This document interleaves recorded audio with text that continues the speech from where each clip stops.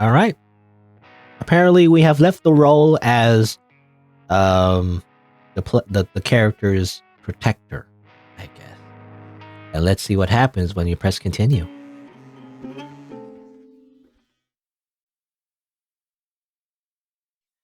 I am 3 parts rotten cantaloupe, dropped from the rooftop by a skate punk, and half of an overpriced churro, shared between lovers at theme parks. To some, I'm a hero, but to everyone else, I don't know, man. Kind of hard to tell. What am I? This is kind of riddle. Category 1, Ashton. Okay. It is written by, I think, perspective of Ashton. Maybe? Interesting. Okay, that's... Okay. So that's Oliver. That's the character that we were playing as. The leader. But now we're not? Ugh. Phone, shut up, please. Go. Say goodbye to your friends. Interesting. You have 5 new messages. First message. Don't mess this up, Oliver. Okay. Ominous. Next message. You awake, bro? It's 10 I haven't heard anything from you yet. Everything cool? Pretty sure Andy's gonna be on your ass like a deer tick if she finds out you're sleeping in like this. Not like I actually tell her anything. I wouldn't do you dirt like that. Just let me buy you a burger or something at the crab bucket before you head out today, alright? I'm sure my man gave me the day off, so I'll be around there for a bit. So swing by when you can, I guess. Later, dude. Is that the same message? I think that's the same message. I'm not sure. Sounds the same. Captain, if you're sleeping in today, I'm going to beat you. I swear to God, I'll tenderize your ass like low-grade steak. Kidding, of course. Sorry, I know you have trouble with jokes. That was a joke. Come on down to the park, though. Seriously, we need to exercise. I know you hate water, but bring some with you if you don't want to dry up and die. Or don't, your call. Bye. Okay, I think these are slightly different messages, but kind of the same. Oliver, it's Emil. I'm curious as to when you are planning on returning your copy of The Stranger to the library. I know you're normally on top of these sort of things, but given the circumstances, I imagine it's still something that's pretty easy to forget. And to be frank, non-profit facilities like these need all the help they can get. So make sure you do the responsible thing and return it. Coincidentally, I'll also be there if you'd like to discuss anything before you leave. On that note, I'll see you soon. Delete your voicemails. Next message. Oliver, I'm calling because... Oh, never mind. Just have a good time at college. Sorry if I woke you up. I'll hang up now. Bye. Okay. No new messages. Yeah, that's about what I expected. Nothing for Violet, though. I'm pretty sure I know where she's planning herself anyway. I've got time. I shouldn't keep everyone else waiting, though. Alright, so Oliver now has a personality, which is interesting. Sort of. Can we investigate the house? Anything to say about the house and stuff? Siren's calling the summertime. Perfect as always. At least that's what all the kooks from up north say. No Asheville, though. Just one more day. Then I'm out of here. Just one more day. Oliver is, ready to leave. I'd give anything if I could bring Violet with me. Miss Lawrence would probably love if I did that, wouldn't she? What's stopping me from just swallowing my pride and going Violet's way? Would it really be that bad? Would anyone even care? Probably not. Mom and Dad seem eager to wash their hands of me. As for everyone else, I bet they think I'm a hero for even coming this far in the first place. Maybe I owe it to myself to follow her. At least that way, I could probably see her again, right? I don't know what that means exactly. Journal number 7. This is my poetry journal before I started recording stuff for Emil, right? Yep, there they are, unpolished as ever. Still, they did their job. Remember, boy, if you want to understand someone better, try thinking from their perspective. Become them. Think like them. Speak like them. right like them. Maybe I should just burn this. Okay. Number 7. So that's different. It was number 8 before. Go to buy his bed for some reason? Should I just go ahead and wash these sheets now?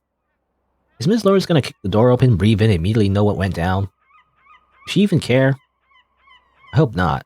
That's one conversation I am 100% not ready to have yet. Go to her room. Why is this door not locked? You know, I don't think Miss Lawrence ever told me anything about if I could go inside her room or not. All she really seemed to care about was that I watch over Violet. Probably goes without saying that I shouldn't be in here. But still, as far as adults go, she's always been surprisingly lax about these sort of things. Does someone like her really have nothing to hide from us? I don't know. Bass guitar? You sure are one flexible instrument, aren't you? You can stand out when you need to or blend into the background like you were never even there to begin with. You can be whatever you need to be. The only thing you have to worry about is being so damn forgettable. I won't forget you though. Nice rack. Even some of these empty, never used jars have labels on them. I guess Violet really went ham once they got this spice rack. Seriously though, love nectar? Love nectar. What was the other one? It was like the spice of love or something, or I don't know what it was. Some kind of love thing, and then this one was a nectar of love. I'm sure it's nothing to worry about. Don't worry about it. Couch. Wait a minute. Did I sleep on the couch last night? Weird. Did Violet and I have a fight or something? Was it one of our debates? Why can't I remember? Boy, this thing sure is obnoxious when it gets going. Here's the V for always telling me when she's gonna flip it on though. Glad she's not part of the whole suffering will make you stronger cult like mom and dad are.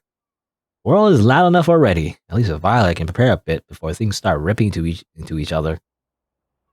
Thanks, son. You're my favorite herbivore. Seems like the general opinion, because last time when we, have these thoughts as Oliver, seems to be mostly the same for the most part. Same opinions about everything, but I guess again, when we were playing as Oliver, the first run, he was very passive. The last painting Violet made for art class sure was gnarly. Rusty fishhooks baited with brains and shit. Pretty far removed from all these happy little beaches and palm trees I'm used to seeing.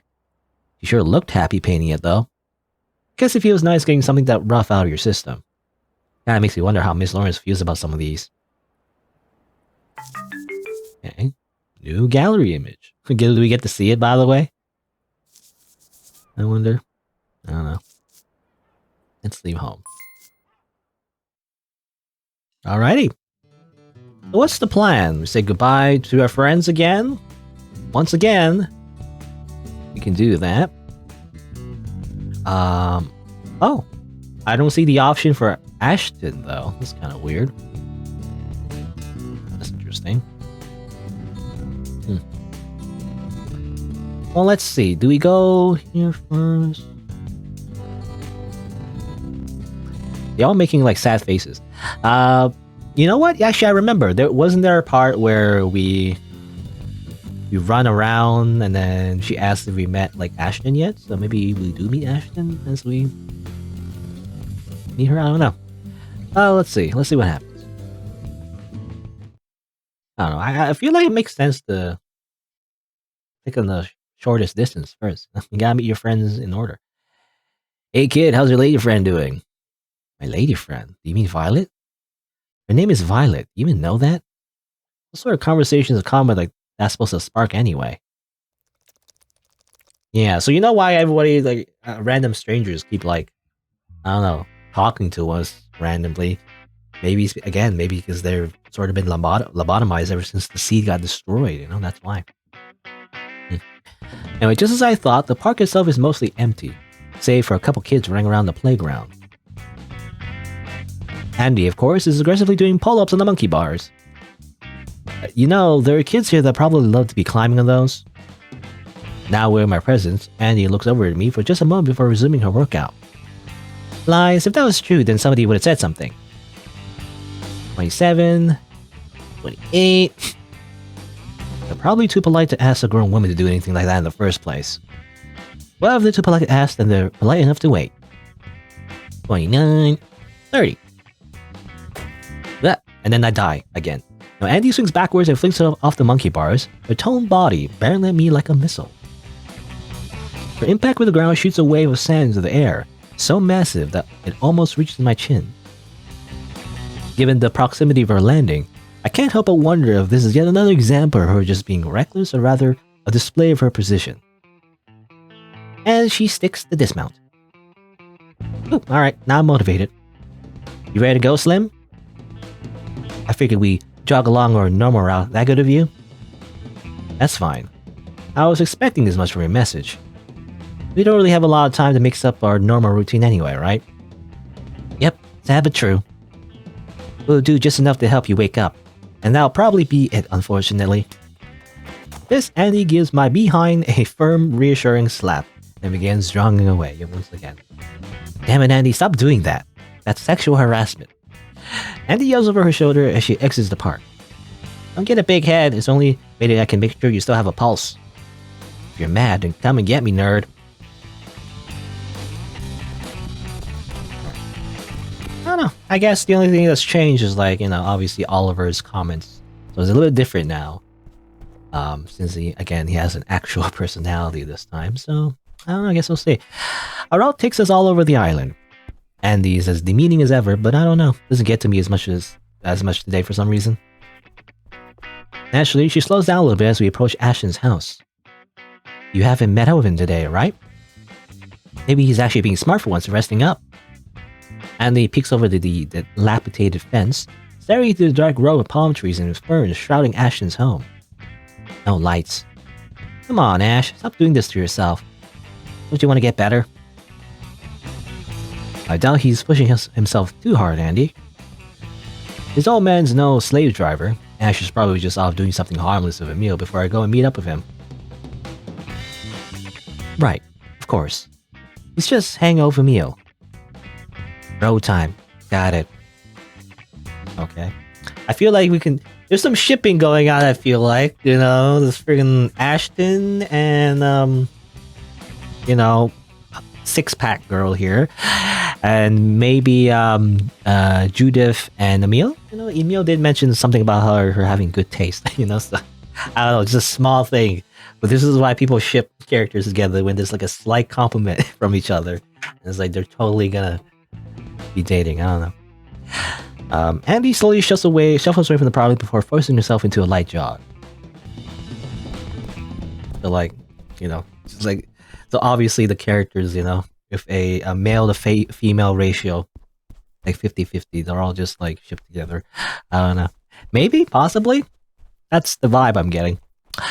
But the gentle plodding of our first steps soon becomes all I can hear as we push ourselves forward.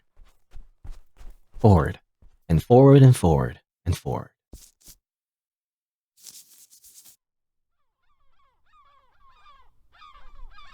Andy and I arrive at our resting point a bit later than we normally do. As I stretch my body against a tree, though, I notice something. Andy, for some reason, looks as though she's about to vomit. Are you okay? Maybe you should drink some water. I'm fine, obviously. I don't need water. I just had trouble swallowing for a second. Come on, we're not stopping here. I don't want to be anywhere near this hellhole. Let's move. I don't have time to respond to any of this before Andy, clearly drained, begins sprinting away from the school. I mean, yeah, it's where it's where the characters, they go into the locker, which is a portal, and then they go into the underworld or whatever, right? I don't know why she has such a violent reaction, though. I'm not sure. Anyway, even though my legs are numb with pain, a strange blend of concern and frustration pushes me to run after her.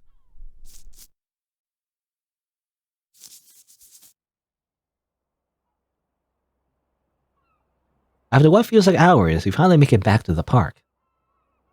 I find the nearest bench and collapse on it while Andy, unfazed from before, throws her right leg up on a picnic table and begins stretching.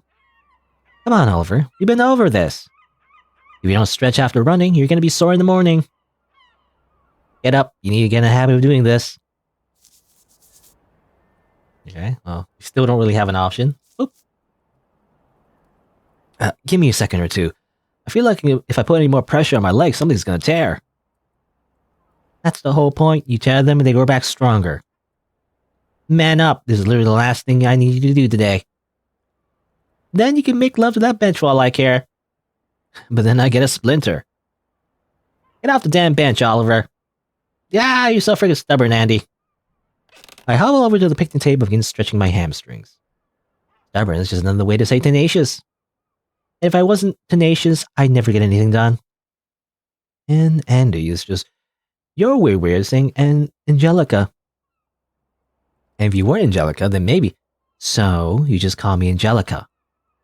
Which tells me you desperately want one or more of your bones broken. Now why is that, I wonder? You hate exerting yourself so much that you want me to send you to the hospital. So it's not, it's not just sexual harassment, but also just assault? Assault and battery. I could just break a finger or two. I don't have to shatter anything vital. Or maybe I'll break your heart instead and tell Judy what a rotten lazy person you become now that you're leaving us. Or how you told me to go fuck this bench. Oh my god, you just swear? That's adorable. I didn't know you could do that. I thought it was something reserved for kids that actually hit puberty. Something you clearly never been on the internet, blah blah blah. Blah? Blah blah blah. Blah? Blah blah blah. Okay. Freaking weirdos. The two of us look over each other and begin laughing from deep within our core. And just like that, the hardened persona of my toughest nails coach crumbles on the way of this absurd little moment. Oh man, oh man. I'm gonna miss this. Damn. You suck, you know that? You suck for making me laugh. You suck for leaving. Hurts, doesn't it? Yep, sure does. Nothing I can't handle, though.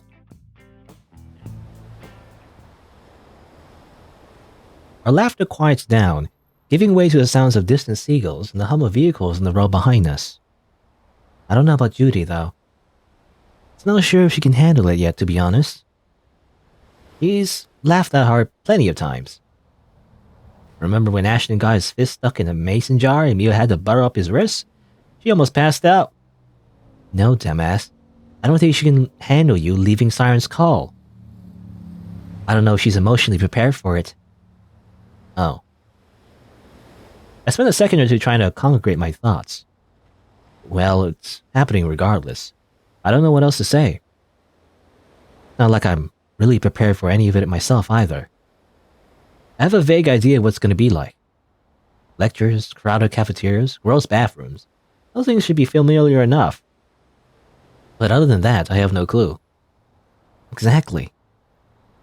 You get mugged outside of an airport, or dropped by one of your doormates just because you snore too loudly. Literally anything could happen.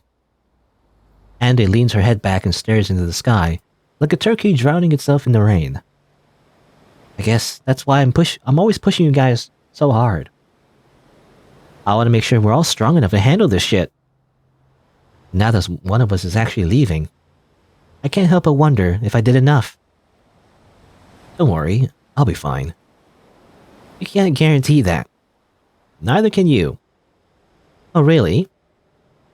Look what I've built, Oliver. Do you honestly think anybody's dumb enough to try and jump me at this point?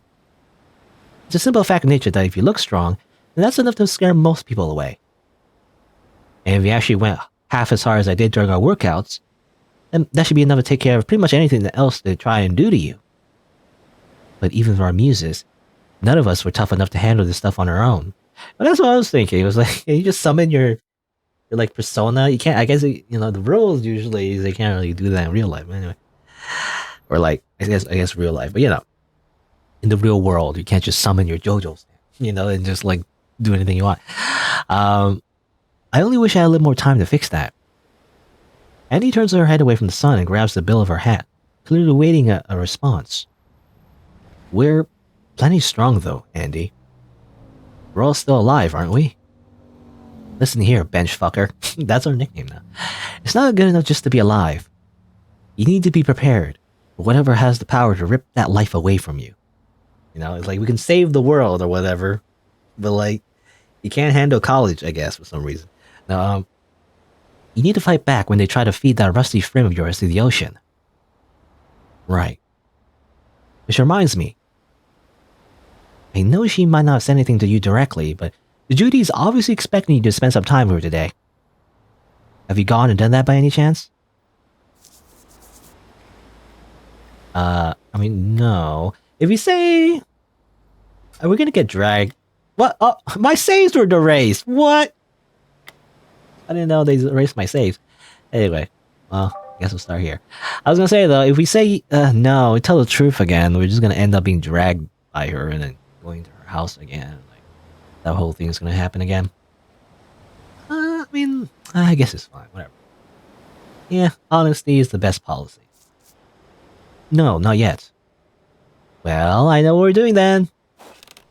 Andy grabs my arm and tries to yank me off the table. Frickin' out! Hang on, we're gonna visit her now? You know it. You smell like crap, but you can always wash up at the pool when we get home. I'm sure my sister will be thrilled to see you. Let's go, Slim. We're not getting younger now, you know. There's still a part of me that can't resist the gravitational pull of Andy's enthusiasm. That small voice in the back of my head urging me to relinquish control and follow her to Judith. It's something primal. I imagine a moth drunk off the glow of a faraway flame. However... Wait. Let go of my arm. Just wait a second. Like magic, I speak up and Andy immediately releases my arm. I'm not planning on going to see her just yet. There's still some things I need to do in town first. I'm sorry. Okay, well, this time we don't do that. That's interesting. Because Oliver, has a spine this time. It's not just like a weird surrogate, for the player. I leave the park as fast as I can, never giving Andy the chance to respond. Surprisingly, she doesn't follow me as I leave. Journal page. Number 34.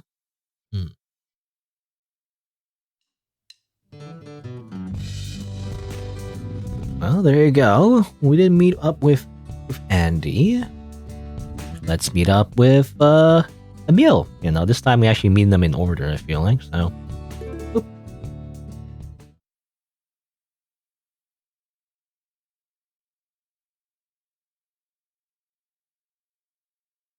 Watch out, Cudgebird coming through.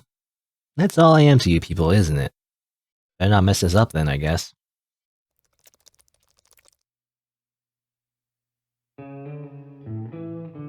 I find myself at the local library, domain of absolute knowledge as well as a weak, pervasive chemical smell. Even if Emil isn't here, I can at least return my book so the feds don't end up chasing me down. Thankfully, his presence in the far corner of the room ensures my trip here is at the very least an efficient one. As I begin walking over, my friend looks up from his book and greets me with a curt wave of his hand. You're here. Excellent. Glad you can make it. Me too. You still want to talk about the book then? Definitely. There's too much in here for us to ignore. We'll have to keep our discussion down, however. There's a big chess tournament happening on the other side of the building. And you didn't enter it. I figure you'd be chomping at the bit for another chance to increase your ELO ranking, Mr. Future State Champion. Normally, yes. Those sorts of events typically take all day, and I didn't want to clutter up my schedule. I'm sure you can discern as to why. Mio kicks up the left side of his face with a smirk, and I cannot help but do the same. You passed up easy money on my behalf, Emil. I'm honored. Currency is but a relic of the days. Pride is forever. And I wouldn't be able to handle the shame if I failed to send you off properly, now would I? Well, thank you, number 2. I appreciate that.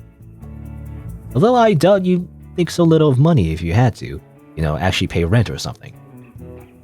A delightful hypothetical to be sure, one that I'm eager to explore in the coming months. And there's no way you're excited to pay rent, my guy. You don't have to act big around me, I'm pretty sure we both know it's going to be terrible. Perhaps. But for now, we are young and free of debt. Until we get student loans. So, just give me a second to go to the bathroom and then we'll get started, alright? Alrighty. He always goes to the bathroom. We always Well, it's only been 2 times so far, but I don't know. It's a weird detail for some reason. I don't know why, but like, this is a weird thing to mention. It's like a character that needs to go pee. You know, it's like, I don't know why we need to know that. But because we know that, I just wonder if it's important somehow that he needs to go pee. I don't know. This is like a very important part of the puzzle that Emil needs to go pee. Anyway, and number 2?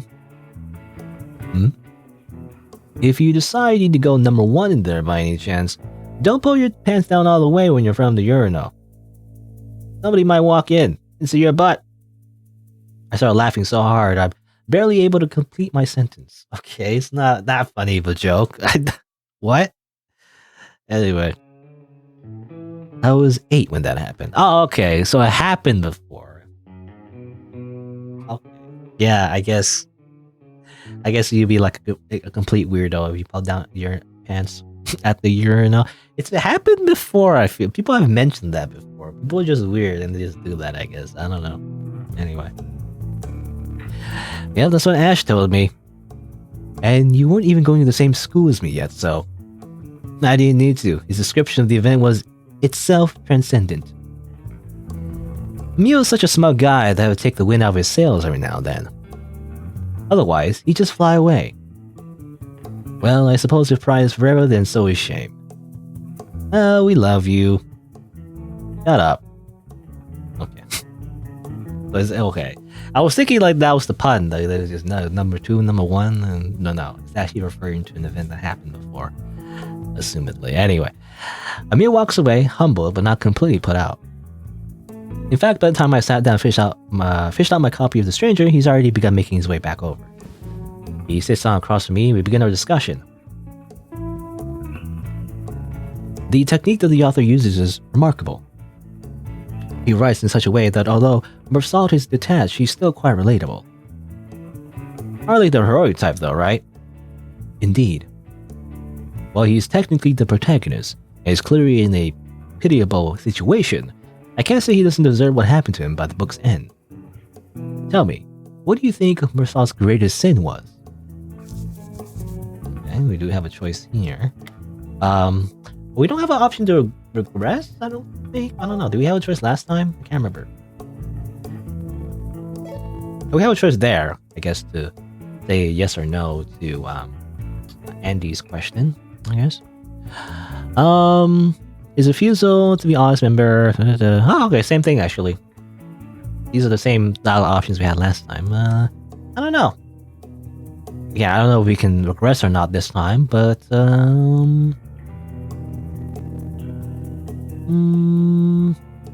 I guess this one. I choose this one. Oh, that's too broad of a question. This entire potluck of things is directed horribly. So we start diving into something so esoteric, we're gonna end up being here all day.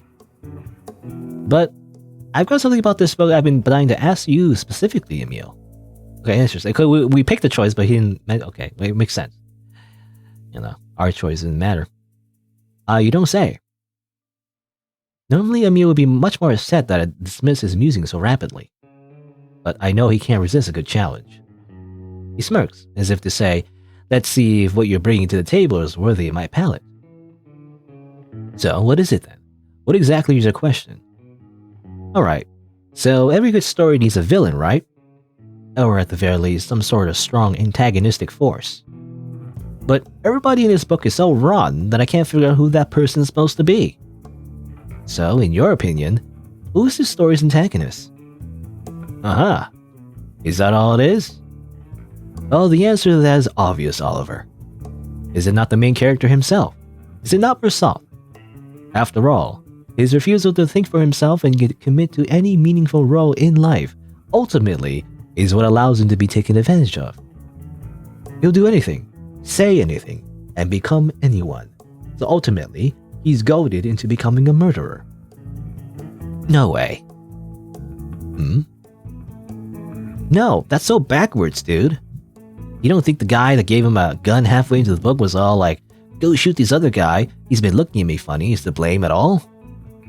You don't think Raymond is the antagonist? No. No, not at all. It is Meursault's own weakness that allows him to be so malleable. malleable. If he was not constantly at ends with himself, dueling with his own antagonistic forces, he would have never been put in such a ridiculous situation. In other words, it was his own fault that he was manipulated. Well, that's way too cold to be correct. No, there's no way that can't be right, or that can be right. Well, I'm almost certain that it is. Raymond may be a bad person, but he's hardly the story's antagonist. By definition alone, Mersat fits that role snugly. So, if you're trying to shark some kid out of a rare trading card, or trick an old lady over the phone to lending you money, then wouldn't that make you a villain? That's a fallacy, Oliver. The strawman fallacy, to be exact. Context matters. What if I knew that little punk stole the car from my sister, and I ended up tricking him so that I could easily return it to her? Or what if the old lady in question had dementia, and I needed her to give me a credit card number so I could buy her groceries? And even if surface details point to villainous intent, in the grander scheme of things, I still might not be the antagonist of whatever story I'm in. You'd still be a jerk. Even if you weren't the number one jerk, second place still isn't bad. Sure, but at the risk of sounding pedantic, you implied a singular antagonist with the phrasing of your question. And the single greatest force working against our protagonist is, in fact, himself. I think that's a pretty sound thesis, don't you?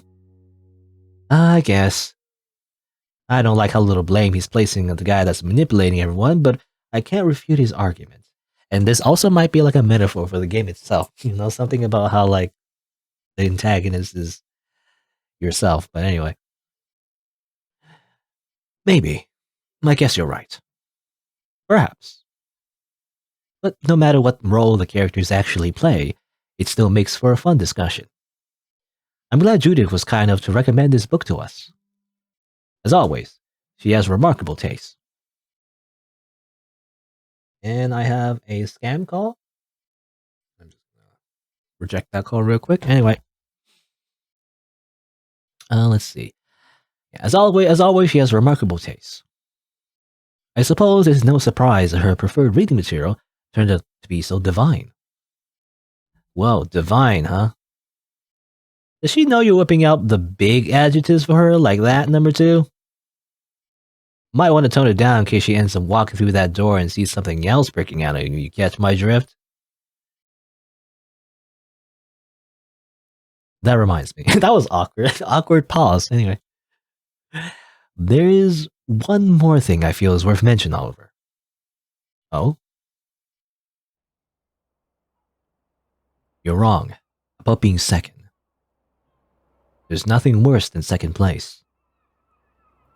Being that close to absolute perfection and coming up short is sickening. Remember that.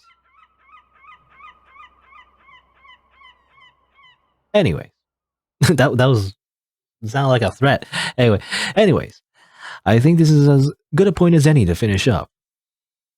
We should probably return our books, seeing as you're not coming back here for a while. Let's go.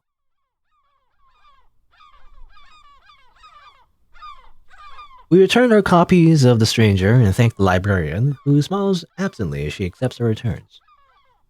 Emil, now likely done with his session at the library, escorts me to the lobby. We leave the library, but there's something still bugging me. Hey, Emil. Yes?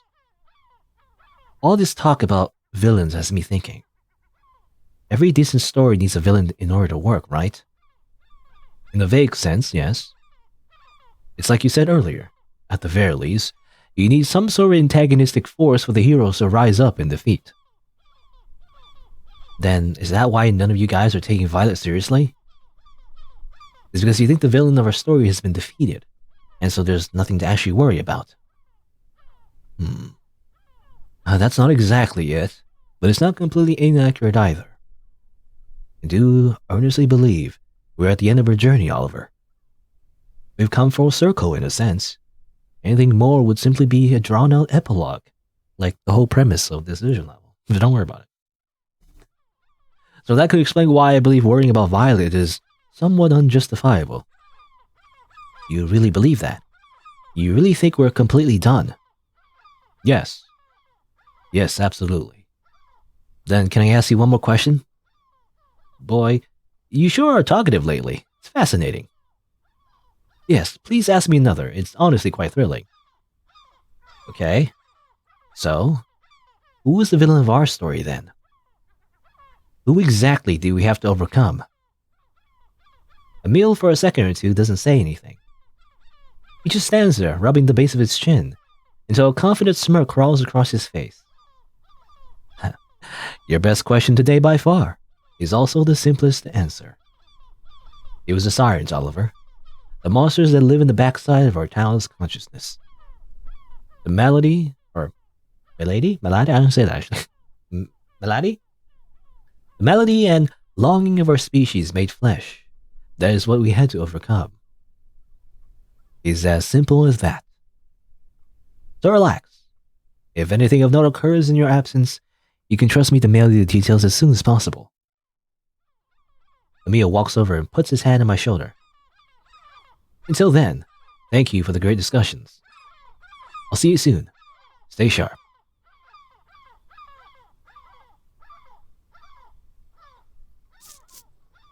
And with that, Emil ejects himself from the scene, and I'm left on the patio of the library, unable to form a rebuttal.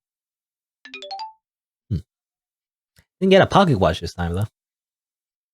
I remember getting a pocket watch from him, but we didn't get that this time. Alright, there you go. You are here. Alright, I guess, again, kind of weird there's no Ashton, option, but I assume that's intentional. But alright, let's visit, Judah's house. Which, I still don't know. I really feel there's some vibes from Judah I'm getting that actually she has a crush on us, but like she got rejected. I don't know if that's true or not, but she's that way normally with everybody. Good luck up there in Nashville, Mr. Long and Tall. Bro, I don't even know who you are. I don't know who you are, so how the hell do you know I'm going to Asheville? Weird.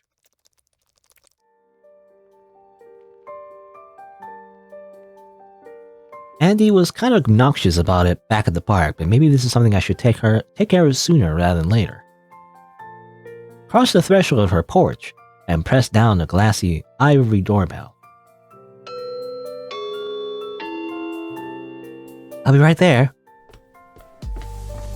A powerful tone rings out behind the door, followed shortly by Judah's familiar comforting voice. At first, the door opens just a crack. It is only after she sees that it's me on her porch, and not some stranger, that Judith feels comfortable enough to put herself in the doorway. You came. Oh my gosh, you really came. Hi, Judith. Judith's display of genuine appreciation and joy makes me pause for a bit. I'm a little embarrassed that I can't think of a meaningful way to follow her up. So I just kind of wave my hands back and forth and smile, as is to say, yes, I'm here, is in fact me. As lame as my greeting is, the jazz hands alone are enough to elicit a giggle at least. What was that? Just me saying hello, I think. Hello, Judith. You want to hang out for a bit? I'm not interrupting anything, am I? No, not at all. I mean, no, you're not interrupting anything. Well, that's not entirely true, I suppose. Wait right here. I have the oven on. Just give me a minute. Okay, will do. Judith runs back into the house, careful not to slam the door behind her.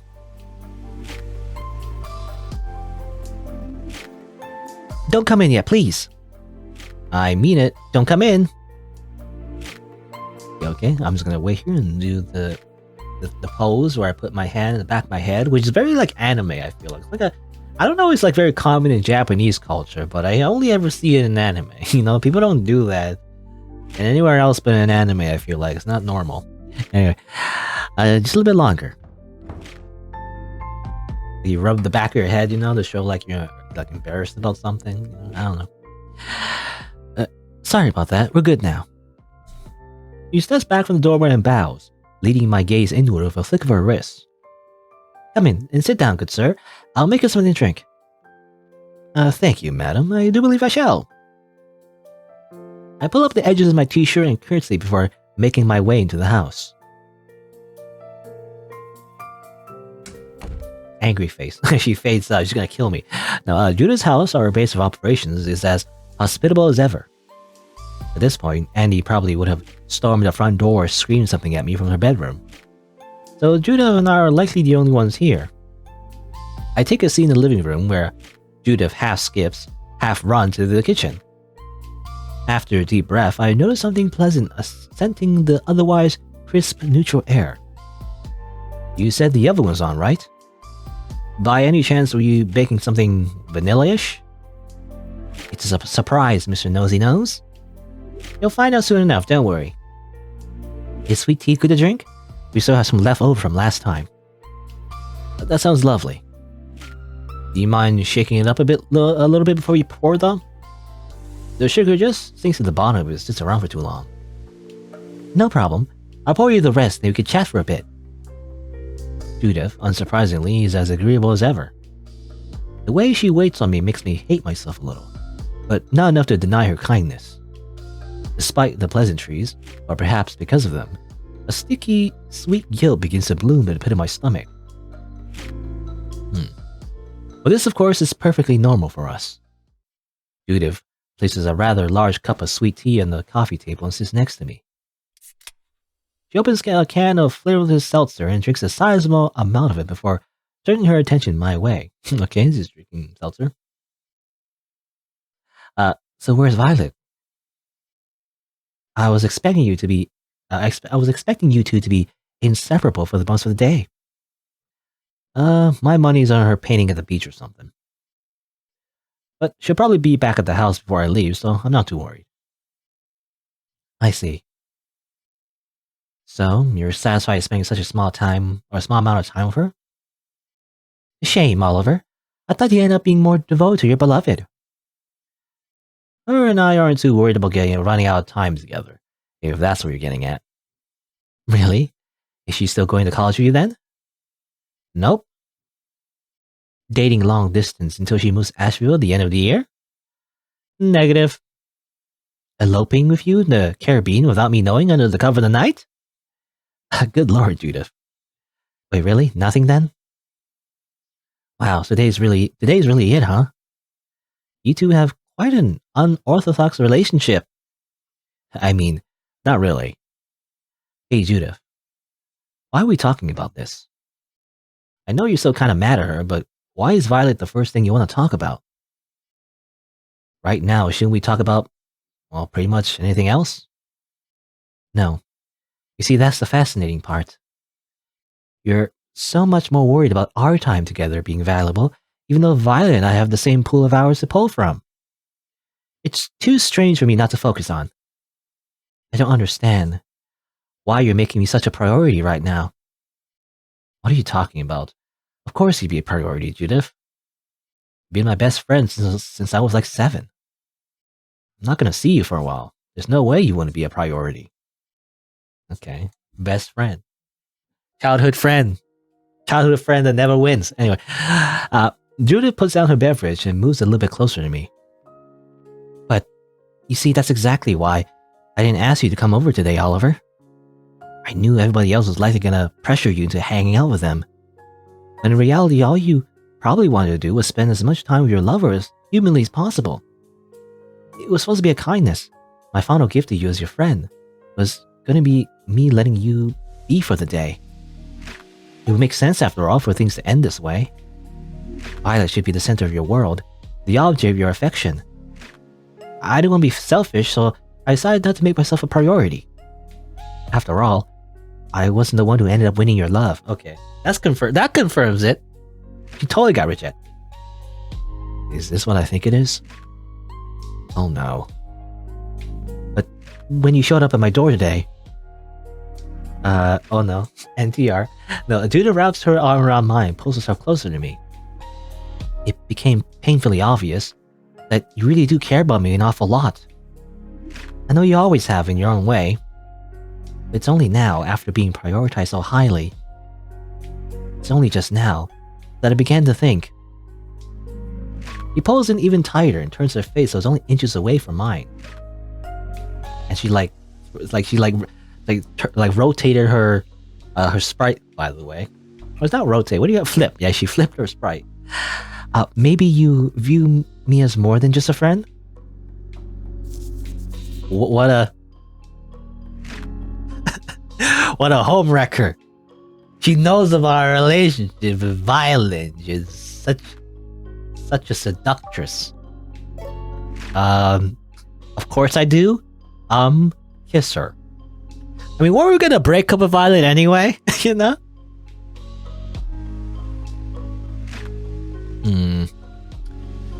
I don't know. There's no good like this. There's no decisive option. Is like the most indecisive option ever.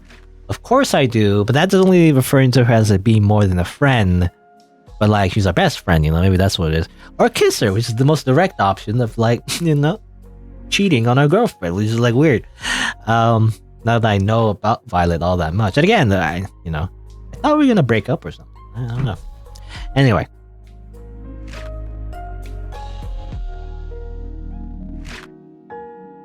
I'm gonna pick this option, but I'm not sure what's gonna happen. Because I think this means that we do appreciate her more than as a friend, but not as a lover. But it can also mean that she's, you know. Anyway, I'm gonna pick that option. Mr. Oliver here, he has his own personality. He's gonna make his own decision. Judith.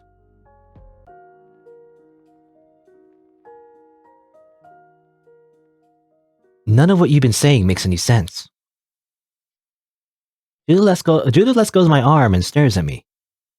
Oliver? That's a pretty wrong thing to say. That's okay. I can live with that. But me being wrong doesn't change how bizarre this entire situation is.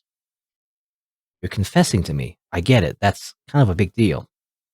Why on earth would Judith, the woman so dead set on doing the sweetest possible thing in any given situation, why would that person be trying to get me to cheat on my girlfriend the day before I leave town?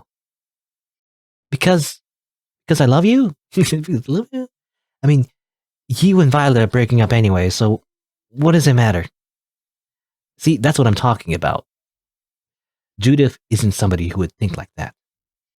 She's known me long enough to know that's something I would never even consider doing in the first place. So, who are you trying to appeal to by acting like this? Who exactly are you trying to impress? I'm not some spineless protagonist in a low-budget hentai. It's not hentai necessarily, okay? It's eroge. You know, that's the official thing. Anyway. I'm not gonna set my relationship with Violet on fire just because you grab my arm and stuff.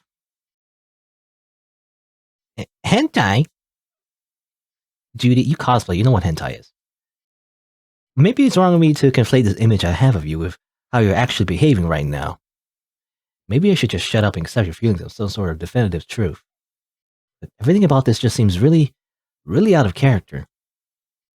I know you're mad at Violet, but you aren't mad enough to get me to cheat on her, right? I ended there, doing my best to put the ball in Judith's court.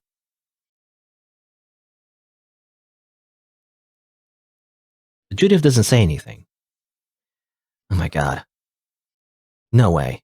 No freaking way. There's no way you're that bitter. Jesus, Judy, really? Is that really what this is? Even after my taunts, Judith doesn't say a thing. She simply stares at me, the light fading from her normally vibrant eyes. Judith. Hello? Is there a reason in trying to wrap me up in all this? Speak now or forever hold your... You're the one that's acting out of character, Oliver. Judith's voice, normally so sweet and comforting, is laced with something that paralyzes me to my core. Why are you so suddenly sloppy and imprecise with your words now? Up until today, you're always so careful with the things you said to me. I could feel your deliberation, like a gentle hand placed firmly in the back of my neck, pushing me downward, closer and closer to you with each perfect, flawless word. After a certain amount of time, your will was so strong that I could feel my own desires being supplemented with a singular, overwhelming desire to please you. It was strange at first, simply being in your presence and having my will erode like that, but I didn't really mind. I was eager to give you my time, my body, my future, anything you wanted to cultivate the person you were ultimately meant to become. It didn't matter what I was doing before. If you wanted to spend time with me, then that's what we're doing. Everything I did was in service of you. Everything was in service of strengthening our bond. And then I lost the Violet, naturally inhibiting the amount of support I could provide to you. But again, I didn't mind. Not really. I was content to be your childhood friend, and nothing more. After all, Violet's the one you wanted to fuck. Emil and Ashton and Andy never even had a chance to be an object of your affection like that. So compared to them, I had it great. There was no point in ever feeling sorry for myself. But now, that gentle pressure in your words is gone. And if that's gone, then so is my patience. So yes, it might be out of character for me to act like such a homewrecker. But you're acting out of character too. That changes the things a bit, don't you think? If you're not acting like how you should, then why should I? Why would anyone? Why should any of us? If I have one last opportunity to give you everything you want, then why shouldn't I take it? I don't want you to act like this, Judith. You're lying. This is absolutely what you want. It's the perfect fetish for someone as low-functioning and socially inept as yourself. You want someone completely won over by your words, somebody completely under your influence. Is that the easiest way to prove to them you're not defective? Okay. Judith dives forward and presses a warm, voluptuous figure against me. She moves her perfect pink lips to my ear, her breath hitting my naked brain like a bullet of steam. Oh, just tell me what else you want, and then we get started. What I want? I want...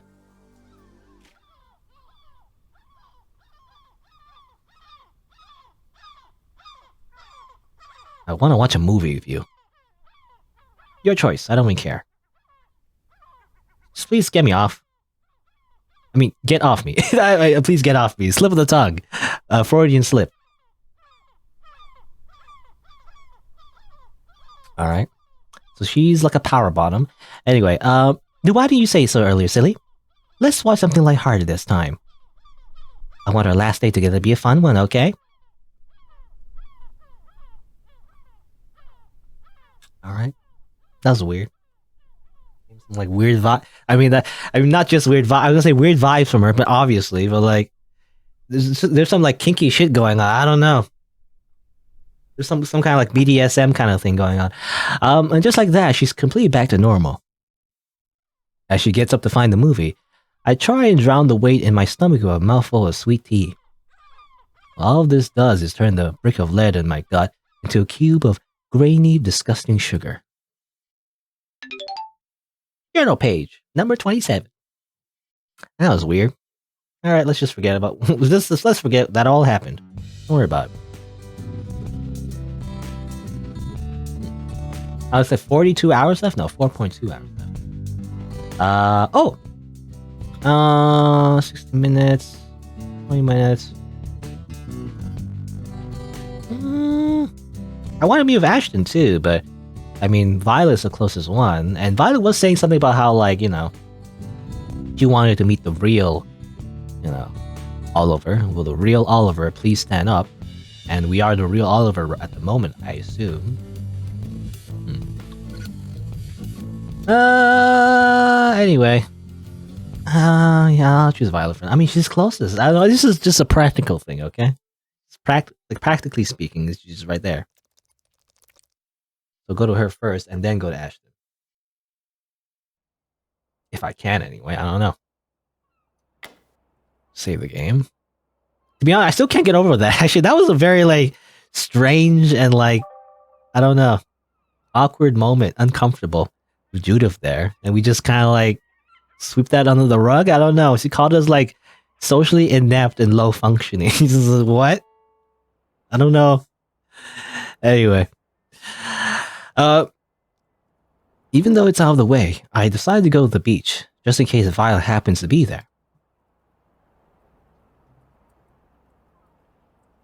Sure enough, she's in her normal spot, painting something on one of her larger canvases. Hey there, V. How's the painting going? My girlfriend jumps in shock at the sound of my voice, nearly tipping over her easel. Olive oil, is that you? She turns around, clearly confused. But that confusion melts into a visible excitement as she looks me over. You're actually talking again. Oh, thank God. Thank God. She sprints towards me, tripping over her picnic basket in the process, but pushing herself back up almost instantly. Okay. Again, this feels like a reference to the, what previously happened, though. He has memories of that? Whoa there, Farley, don't hurt yourself. I'm not going anywhere. I don't have time to finish my sentence before I'm tackled into the sand. Violet's eyes closed and arms wrapping around my torso.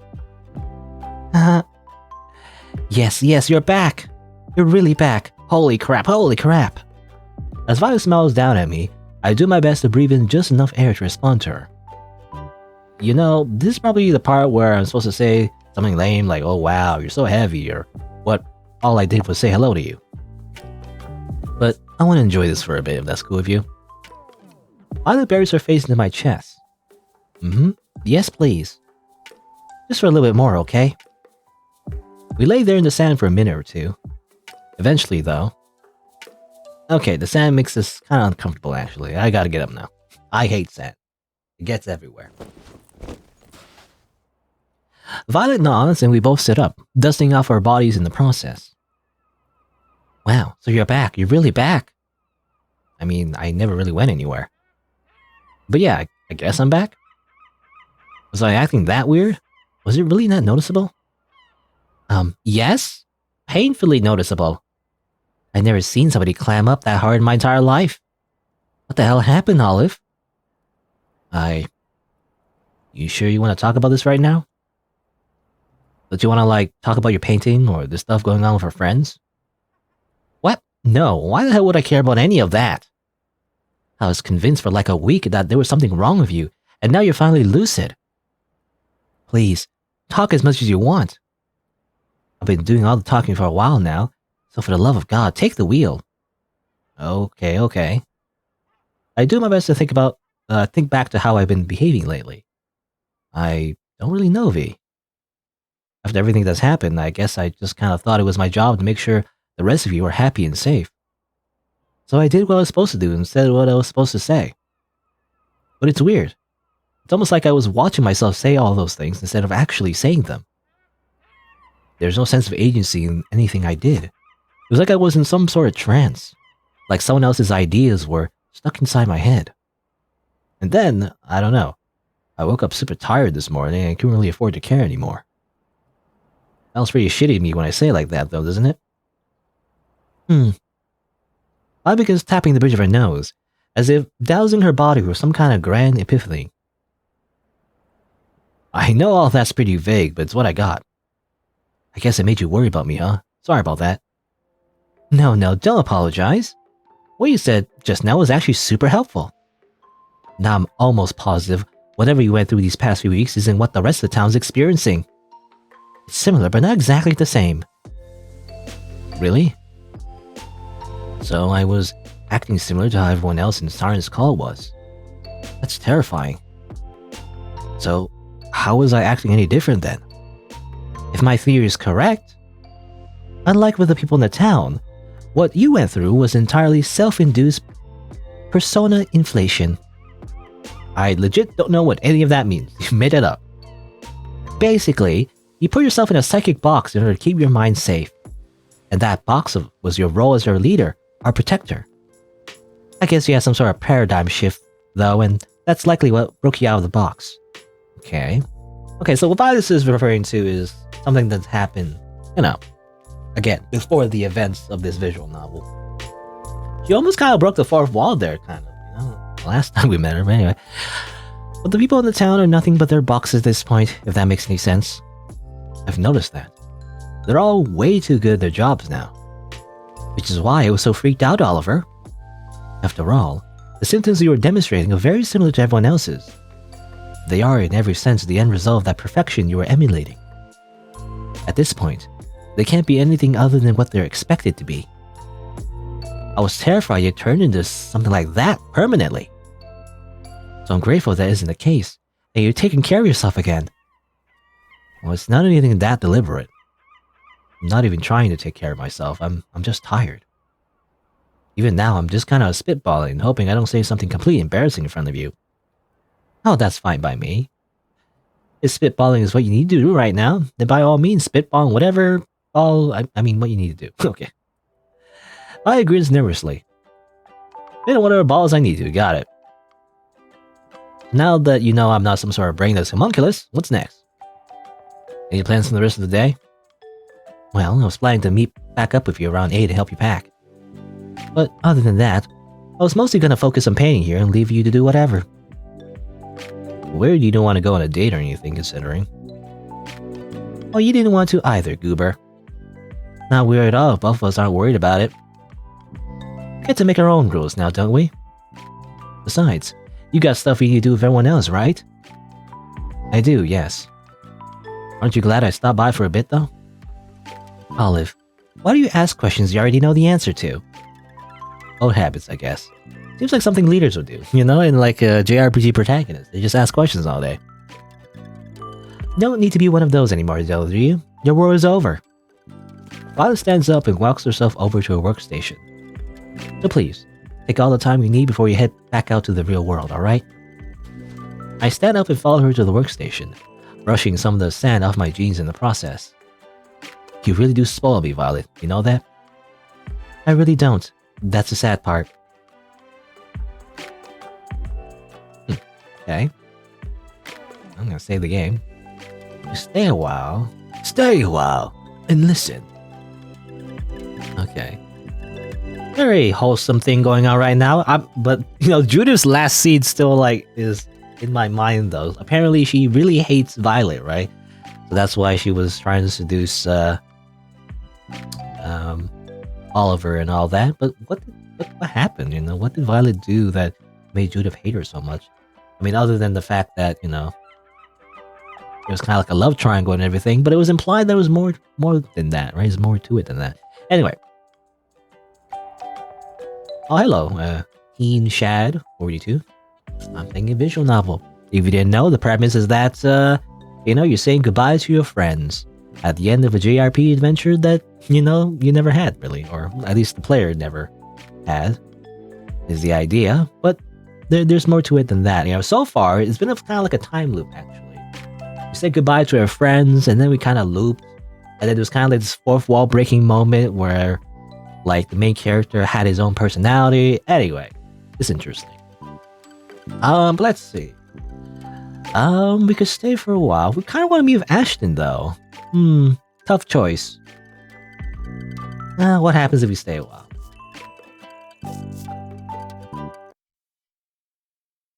I don't know if we miss a chance to talk to Ashton, though.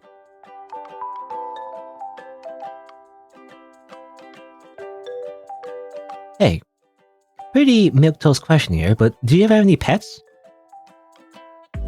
Is it just me or did the font change? You know, am I crazy? I'm not sure. I always wanted a seizure dog or something, but they kept losing my paperwork in the mail, so it never happened.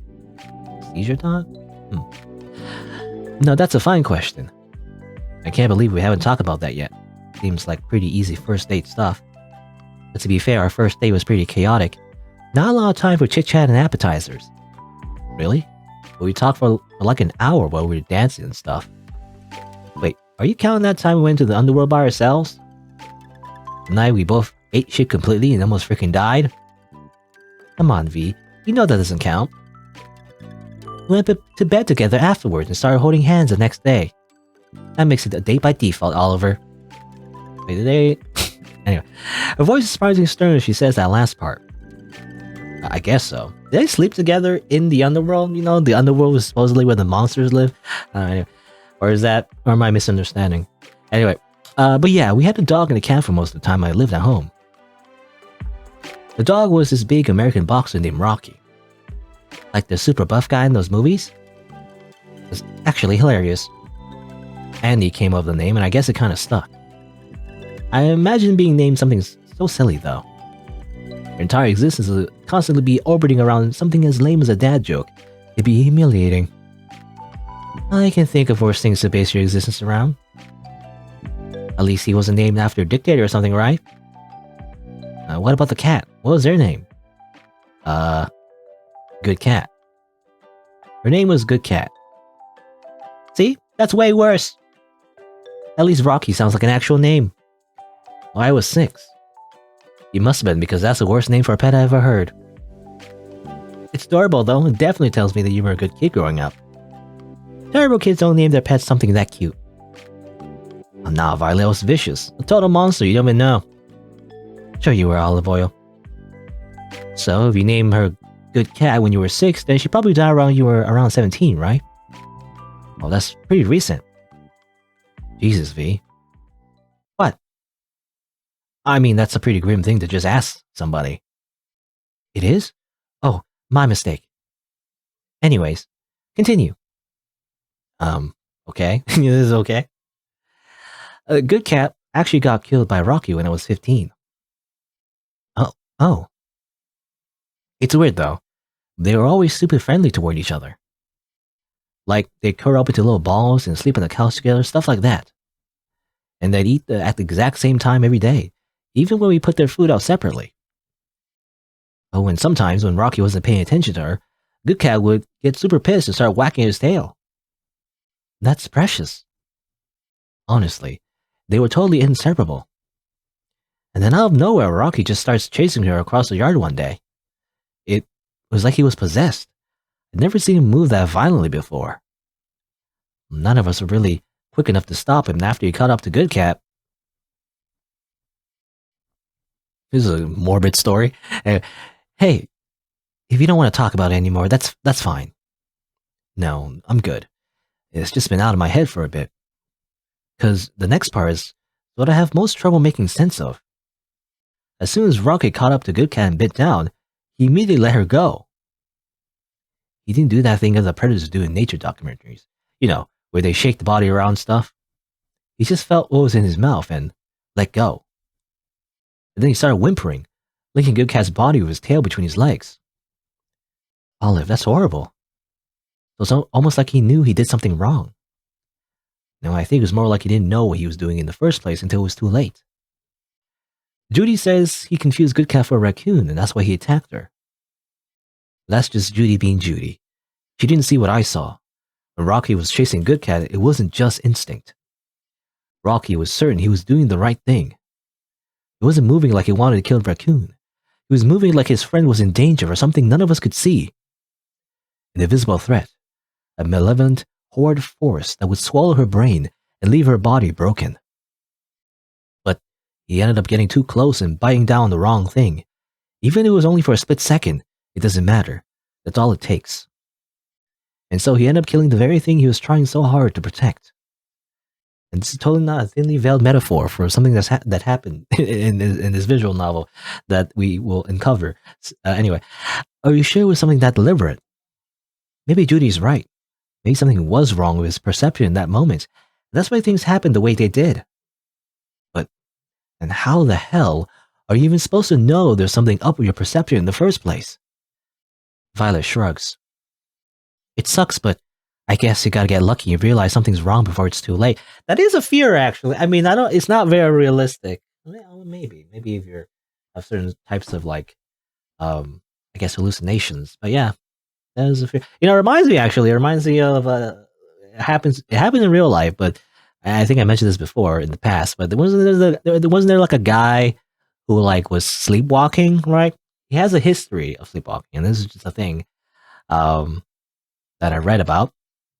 But one day, when he was sleepwalking, I think he went to his neighbor's house and murdered them. So, and then he woke up and was like, whoop, oops, I murdered someone in my sleep.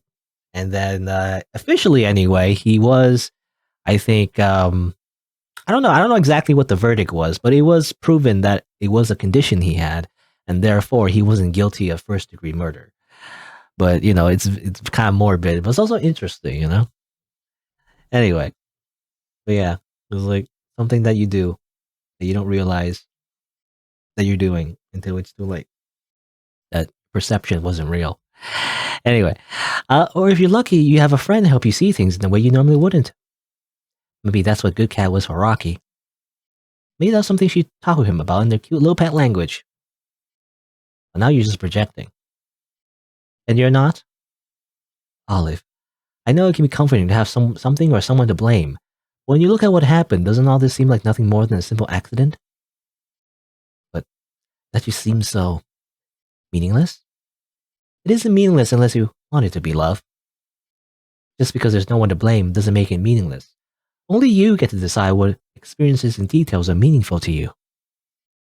Those details and experiences might not be correct or whatever, but it doesn't mean they're useless. Alright, so what do you make out of it then? What meaning is there in any of this for you? Well, your dog's name was Rocky and your cat's name was Good Cat. So that means they were cute, objectively cute. And by extension, so are you. That's what it means. I don't think objective cute is something that actually exists, V. How lonely it must be to deny your own existence flippantly. Uber. Broodmeister. Okay, guess that's it. Little scene there. And we could have even more. We can stay again if we wanted to. I'm interested though, because what happens if we keep just staying here and then not meet Ashton? I don't know. Can we stay a while again, I wonder? Okay, now we have more conversations about illegal things now? Alright. Have you ever done anything illegal, Oliver? Are there laws about going to the subconscious realm without a permit? Unlikely. Then I think I'm good. Oh, no wait, there actually was something. I egged a cop car once. You did what? Alright, we didn't exactly egg it. Well, you remember that week back in July when Ash's dad was out of town. It turns out he went by train, which means the convertible was left at home. So later that night, Ash picked up a meal and I down on Flagler. Wait, I remember that. Didn't you say the three of you were going to town to get food? Well, that's what I thought we were doing too. I was positive he was going to take us out to Steak and Steak or something. But as soon as we left, Ash demanded the three of us use this chance and engage in some debauchery. Debauchery? Did you touch butts? Was the cop car you referring to Ash's booty? Did you egg Ash's booty, Oliver? I could just stop talking now, it wouldn't bother me in the slightest, you know? Fine. So what do you three end up doing then? I don't think Ash had too much of a plan going in. If anything, I think he was mostly trying to get Emil to loosen up a bit. By, vandalizing a police officer's vehicle. What do you mean by that? Because Ash let him make all the really important decisions, namely whatever we're going to use to leave our mark in the town. After driving around for a little, Emil decided it was best to get our stuff at the dollar store. Saves us the most money after all. That guy's way too practical sometimes. Ash was all about it though. Honestly, I think he was pretty stoked that Emil was humoring him at all.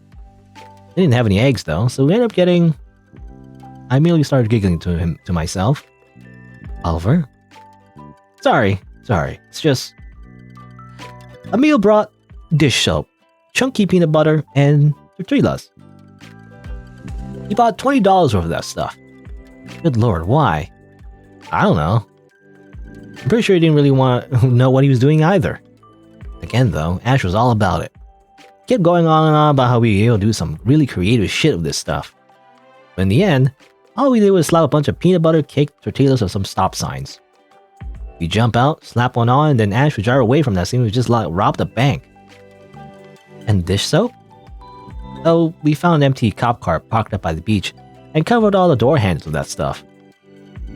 That's gotta be the lamest crime story I've ever heard. And I expect way more from Ashton than rubbing soap on an empty cop car.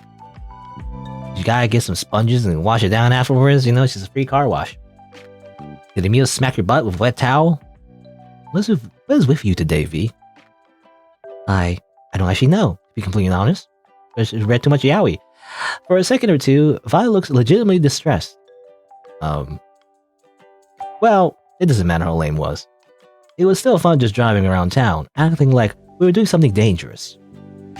And we actually did end up getting some burgers afterwards, so that was cool. Why would you get fast food when you have perfectly good tortillas to munch on? Because we're rebels, Violet. The rebels do as they please. My, how wasteful. How dangerous. Oh, take me now, you sinful man. Violet is clearly enjoying herself this one, but I sadly can't think of a creative way to follow her theatrics. What about you, though? How's your sheet look? Oh, public indecency mostly? Okay, what? I was doing yoga on the beach before you got here. Naked, of course. Other than that, I think I stole a balloon once. On Free Balloon Day. They might have been free that day, though I can't remember. This is a SpongeBob reference? I feel like this is SpongeBob. I remember that episode. Anyway. It's probably just poking fun at me some more, probably. I think this is one mystery I'm fine leaving unsolved, though. Okay.